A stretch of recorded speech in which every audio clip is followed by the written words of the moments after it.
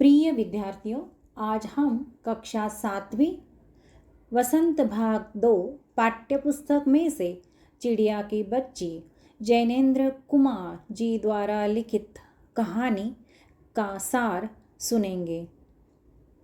माधवदास एक बड़ा व्यापारी है। उसके पास अपार धन दौलत है।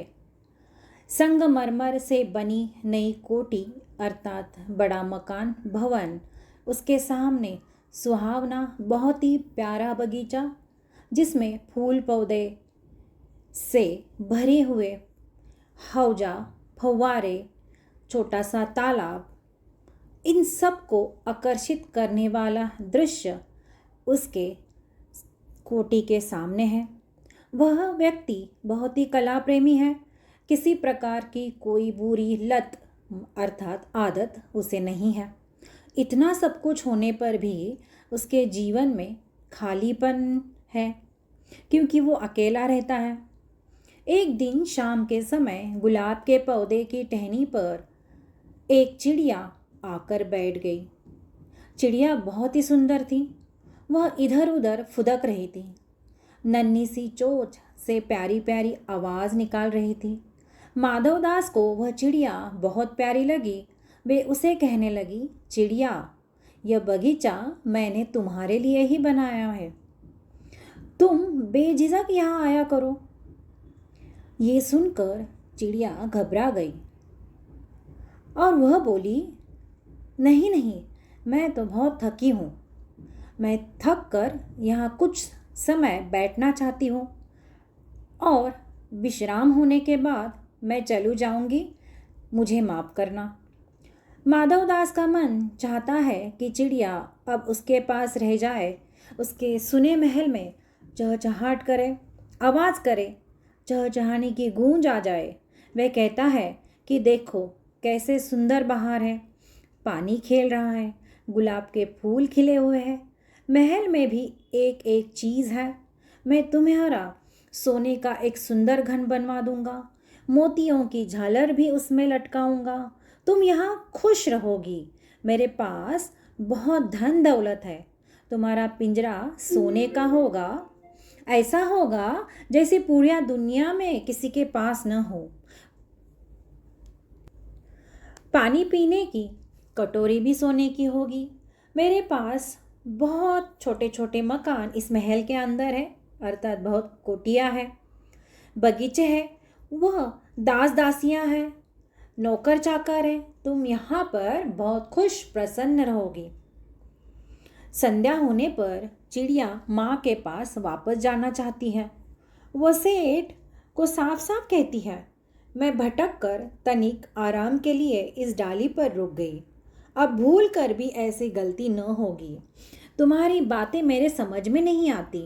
मेरी माँ के घोंसले के बाहर बहुत सी सुनहरी धूप बिखर रही थी है। 2 दाने माँ लाती है और क्या चाहिए मुझे। तुम मुझे कुछ और मत समझो। मैं तो अपनी माँ की हूँ। मैं अपनी माँ के पास वापस जाना चाहती हूँ। माधवदास चिड़िया को कहता है कि तुम मुझे नहीं जानती। तो वह जवाब देती है, मैं माँ को जानती हूँ, भाई को जानती हूँ, सूरज को जानती हूँ, इस सृष्टि को जानती हूँ, मगर मैं आपको नहीं जानती हूँ। माधवदास किसी भी तरह से चिड़िया को अपने पास रखना चाहता था क्योंकि वो चिड़िया उसको बहुत पसंद आ गई थी। वह बार बार कहती रह गई, मुझे देर हो रही है, मुझे जाने दो। लेकिन अचानक से माधवदास अपने दरवाजे के सामने का एक बटन दबाता है जिससे पूरी कोठी अंदर ही अंदर बंद हो जाती है और कोठी के अंदर एक सुनसान सी आवाज़ आती है। झट से एक नौकर भागकर बाहर आता है। माधवदास ने उस नौकर को इशारा कर दिया। अब वो चिड़िया इससे बाहर नहीं जाएगी और इस चिड़िया को पकड़ने का प्रयास कर दीजिए। माधवदास ने चिड़िया की बातों में कैसे उलझा के रखा। चिड़िया उसके बातों में उलझना चाहती नहीं थी, फिर भी वो कोशिश करता रहा। वह कहता रहा, तुम कितने भाई बहन हो, अभी उजाला है, मुझसे डरो मत। लेकिन चिड़िया तो केवल जाने के ही रट लगा के बैठ गई। अचानक चिड़िया को ऐसा प्रतीत हुआ कि एक कठोर स्पर्श मतलब माधवदास का हाथ उसी के ऊपर आ रहा था और वो चीख चिल्ला के कह रही थी, मुझे जाने दो। चीख मार कर उस चिड़िया ने पंख फैलाकर वो फुर्र से उड़ गई। वो निरंतर एक सांस में उड़ती रही। ऐसे सांस एकदम वो अपनी माँ के गोद में जाकर छुप गई। वह माँ की छाती से चिपक कर रोई और अपनी माँ से कहने लगी, माँ अब मैं कहीं नहीं जाऊंगी। जैसे ही माँ का स्पर्श होने के बाद जैसे ही उसने पलक खोल के देखी तो माँ के गोदी में अपनी बच्ची, चिड़िया की बच्ची, एक प्यारी सी बच्ची बहुत ही डरी हुई है और माँ उसको समझाती है और चिड़िया बिल्कुल ही समझाने के बाद शांत हो जाती है। पाठ का सार सुनने के बाद इस कहानी का उद्देश्य को सुनेंगे। आजकल लोग सुविधा संपन्न जीवन जीते हैं, मतलब बहुत ही सुविधा है उनके पास, पैसा है, गाड़ी है, बंगले है। ये सब होने के बाद भी छोटे छोटे पशुओं और सुंदर पक्षियों को पालतू बनाकर अपने घर की शोभा बढ़ाते हैं। वे यह भूल जाते हैं कि धरती का कोई भी जीव प्राणी परतंत्र में जीना पसंद नहीं करता है। हर कोई अपनी अपनी स्वाभाविक प्रवृत्तियों के अनुसार जीवन जीने में ही खुश और प्रसन्न होते हैं।